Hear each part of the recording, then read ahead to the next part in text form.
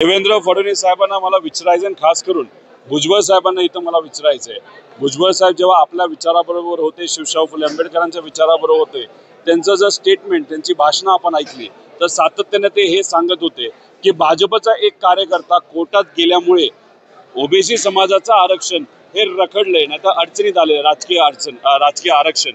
आणि मग आज हे भुजबळ साहेब भाजप बरोबर गेलेले आहेत। मग आज भाजपबद्दल त्यांचं काय मत आहे आणि गेल्या वेळेस तुम्ही जे स्टेटमेंट करत होता त्या स्टेटमेंट बद्दल तुम्ही तिथं काय बोलणार आहात? त्यामुळे देवेंद्र फडणवीस साहेब आज कितीही काय बोलले तरी तुम्हाला एक सांगतो, हे जे भाजपचे लोक आहेत ते ओबीसी आरक्षणाच्या विरोधात सुद्धा आहेत।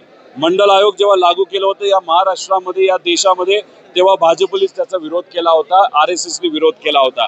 आणि देवेंद्र फडणवीस साहेब आज भाषणात किती काय बोलले तरी त्यांचा कार्यकर्ता कोर्टात जाऊन गेल्या 4 वर्षात जर लोकल बॉडी इलेक्शन का झाले नसते त्याला पूर्णपणे भाजप जबाबदार आहे, हे मी नाही, तिथं भुजबळ साहेब त्या काळामध्ये बोललेत, हे आपण सर्वांनी त्या ठिकाणी बघितलेलं आहे।